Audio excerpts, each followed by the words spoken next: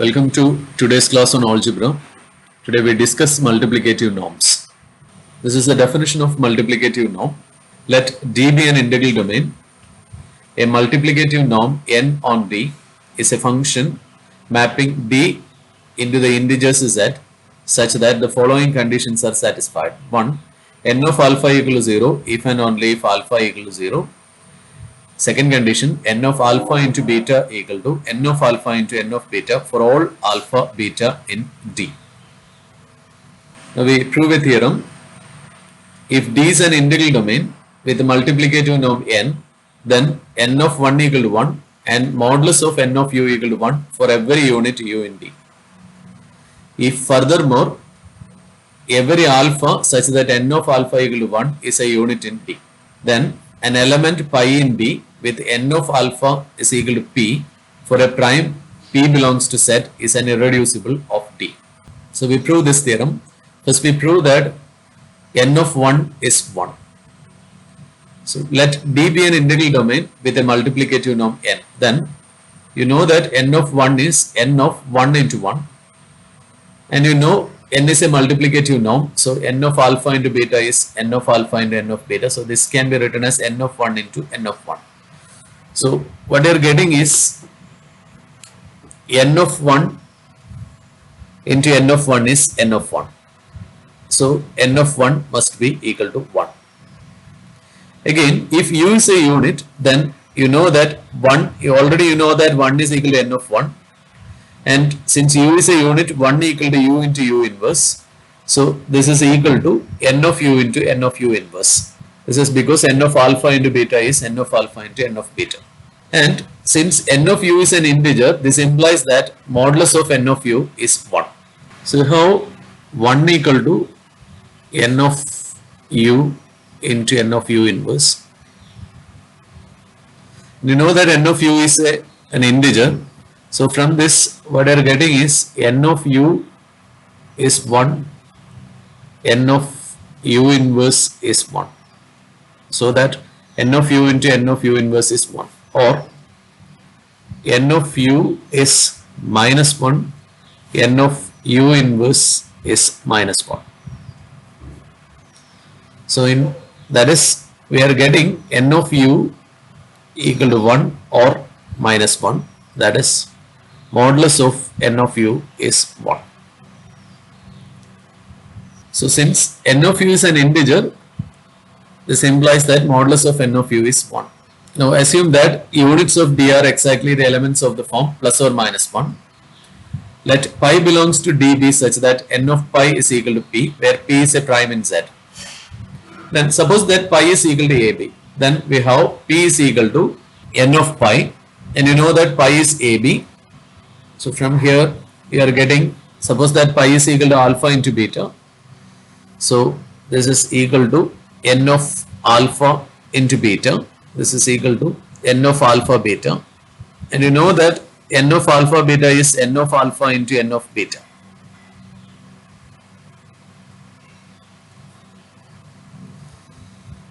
So this is modulus of n of alpha into n of beta. That is what we are getting here. So p equal to modulus of n of pi, that is equal to n of alpha into n of beta. So either modulus of n of alpha is 1 or modulus of n of beta is 1. So this implies p equal to modulus of n of alpha into modulus of n of beta. And you know that p is a prime in Z. So this implies either n of modulus of n of alpha is 1 or modulus of n of beta is 1.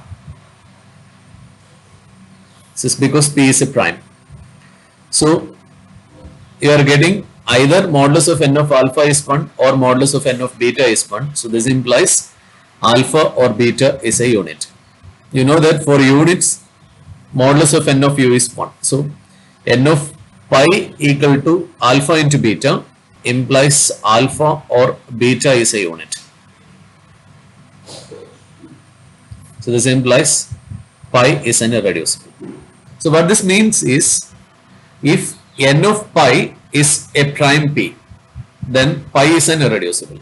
So to check the irreducibility of elements in the integral domain D, you just check whether modulus of n of pi is a prime. So this proves that theorem. Now we discuss an example of a multiplicative norm.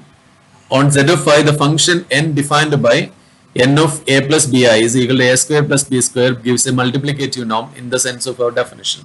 This is because you have n of alpha equal to 0 implies a square plus b square equal to 0 if you let alpha is equal to a plus bi. So this implies a equal to 0 and b equal to 0, since a square and b square are square of integers. So this implies alpha equal to 0. Now we can prove the second condition. N of alpha beta equal to n of alpha into n of beta. This you can prove by letting alpha is equal to a plus bi, beta is equal to c plus di. Then you know that alpha into beta is a plus bi into c plus di. So this is AC minus BD plus I into AD plus BC. So that n of alpha beta, this is equal to AC minus BD the whole square plus AD plus BC the whole square. So this is equal to A square C square plus B square D square minus 2ABCD plus A square D square plus B square C square plus 2ABCD. So you can cancel these two to get this is equal to A square C square plus B square D square plus A square D square plus B square C square. And n of alpha is a square plus b square and n of beta is c square plus d square. Therefore n of alpha into n of beta, this is a square c square plus a square d square plus b square c square plus b square d square. So that is our n of alpha beta. Therefore n of alpha is equal to 0 implies alpha equals n of alpha equal to 0 if and only if alpha equal to 0, and n of alpha beta is n of alpha into n of beta. Therefore the function n defined by n of a plus bi is equal to a square plus b square gives a multiplicative norm by our definition. Now we illustrate how the irreducibles are identified in an integral domain.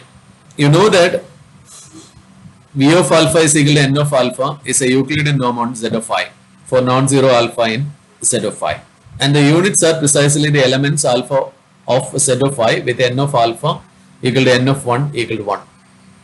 So the second part of the previous theorem applies in z of I. That is, we saw that 5 is not an irreducible in z of I because 5 can be expressed as 1 plus 2i into 1 minus 2i, and you know that n of 1 plus 2i and that is equal to n of 1 minus 2i is 1 square plus 2 square, that is equal to 5, and 5 is a prime in Z. Therefore by previous theorem 1 plus 2i and 1 minus 2i are irreducibles in Z of I.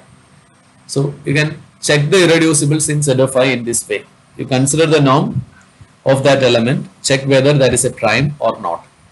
Now we give an example of an integral domain that is not a unique factorization domain. So this is the example, set of square root of minus 5, that is set of all a plus I b root 5 where a, b are integers.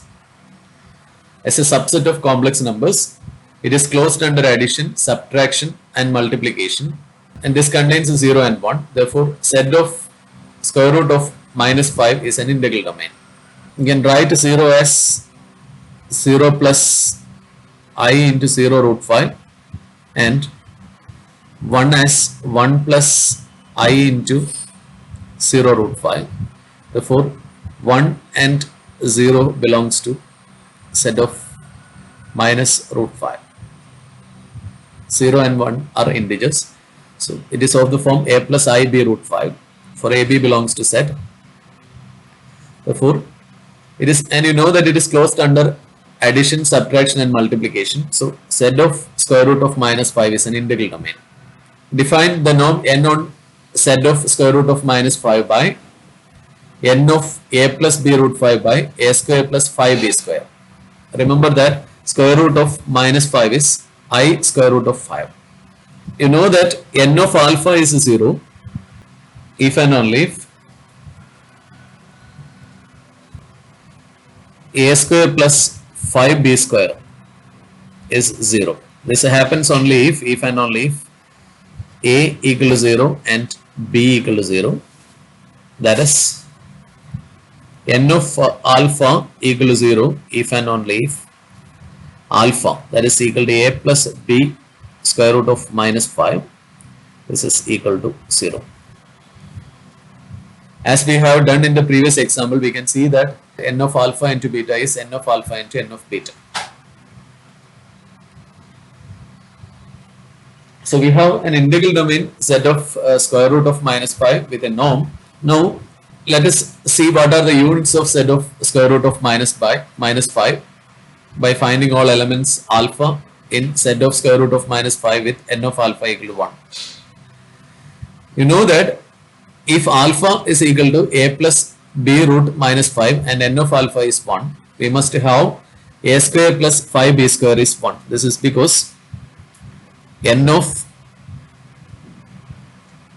alpha is a square plus 5b square and this is 1. This is possible if and only if a is plus or minus 1 and b equal to 0, because a and b are integers. Therefore, alpha must be equal to plus or minus 1. Plus or minus 1 are the only candidates for the units in set of square root of minus 5. In set of square root of minus 5, the units are plus or minus 1. Now we are going to show that set of square root of minus 5 is not a unique factorization domain, for which you consider an element 21 in set of square root of minus 5. You can write 21 as 21 plus 0 into square root of minus 5. So this belongs to set of square root of minus 5. So 21 is an element in a set of square root of minus 5. So consider an element 21. Consider the element 21 in set of square root of minus 5. Then you can see that 21 can be factored into 3 into 7. And you know that by the similar argument 3 and 7 belongs to set of square root of minus 25, and 21 can be factorized like this: 1 plus 2 square root of minus 5 into 1 minus 2 square root of minus 5. You know that this is of the form a plus b into a minus b, a square minus b square, 1 minus 4 into minus 5. So this is 1 plus 20, this is 21. So you can factorize 21 as 1 plus 2 into square root of minus 5 into 1 minus 2 into square root of minus 5. And these two elements are again in set of square root of minus 5. And we are going to show that 3, 7, 1 plus 2 square root of minus 5, 1 minus 2 square root of 5 minus 5 are irreducibles in set of square root of minus 5. So that 21 has two factorization into irreducibles. That will prove that set square root of minus 25 is not a unique factorization domain. Now you know that plus or minus 1 plus 2 root of minus 5 is neither 3 nor 7. So this factorization is different. So 21 can be factorized into two different ways. So that set square root of minus 5 is not a unique factorization domain. Now we show that 3, 7, 1 plus 2 square root of minus 5 and 1 minus 2 square root of minus 5 are irreducibles. Suppose that 3 is equal to alpha into beta, then 9 is equal to n of 3. So you know that n of 3 is n of 3 plus 0 square root of minus 5. So this is 3 square, so that is 9. So n of 3 is 9. Suppose that 3 is alpha into beta. So n of 3 is n of alpha into beta. So this is n of alpha into n of beta. So we have 3 is equal to n of alpha into n of beta, and you know that n of alpha and n of beta are integers. So the possibilities for n of alpha are 1, 3 or 9. That is either n of alpha into n of beta can be written as in 3 ways: 1 into 9, 3 into 3, 9 into 1. These are the possibilities. So that n of alpha is 1, 3 or 9. If n of alpha is 1, then alpha is a unit. And if alpha is a plus b square root of minus 5 and n of alpha is 3, this implies a square plus 5b square is 3. This is not possible in set of square root of minus 5. Therefore, n of alpha is a square plus 5b square, and that is equal to 3. And for no choice of integers a and b, n of alpha is 3. Now, if n of alpha is 9, n of beta is 1. So, in that case, n of beta is 1. So, if 3 is equal to alpha into beta, then either n of alpha is 1 or n of beta is 1. So, either alpha or beta is a unit. Then 3 is an irreducible in set of square root of minus 5. Similarly, you can show that 7 is also an irreducible in set of square root of minus 5. And suppose that 1 plus 2 square root of minus 5. You know, you are going to show that 1 plus 2 square root of minus 5 is an irreducible. Then suppose that 1 plus 2 square root of minus 5 is equal to gamma into delta.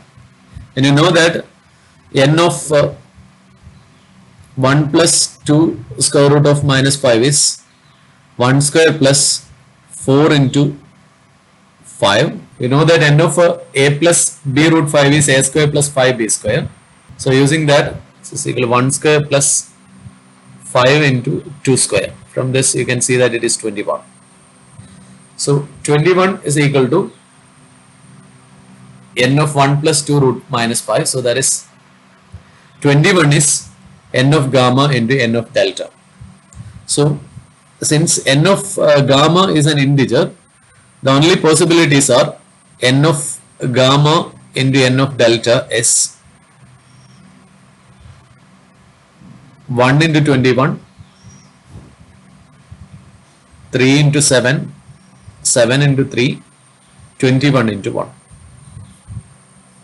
And we have seen that there is no element of set of square root of minus 5 of norm 3 or 7 from the previous example. So either n of gamma is 1 or n of delta is 1. So if 1 plus 2 square root of minus 5 is gamma into delta, we have seen that either gamma is a unit or delta is a unit. So gamma is a unit or delta is a unit. So that 1 plus 2 square root of minus 5 is an irreducible. Similarly, we can show that 1 minus 2 square root of minus 5 is also an irreducible in set of square root of minus 5. So we have expressed 21 in two different ways, 3 into 7 and 1 plus 2 square root of minus 5 and 1 minus 2 square root of minus 5. And you know that 3 and 7 are irreducibles in set of square root of minus 5, and 1 plus 2 square root of minus 5 and 1 minus 2 square root of minus 5 are irreducible in set of square root of minus 5. Therefore, the factorization is not unique. Therefore, set of square root of minus 5, that is a plus ib root 5, such that ab belongs to set, is an integral domain, that is not a unique factorization domain. So in summary, we are getting that in this unique factorization domain, there are two different factorizations for 21. 21 is expressed as 3 into 7 and 21 is expressed as 1 plus 2 square root of minus 5 into 1 minus 2 square root of minus 5. So that's all for today.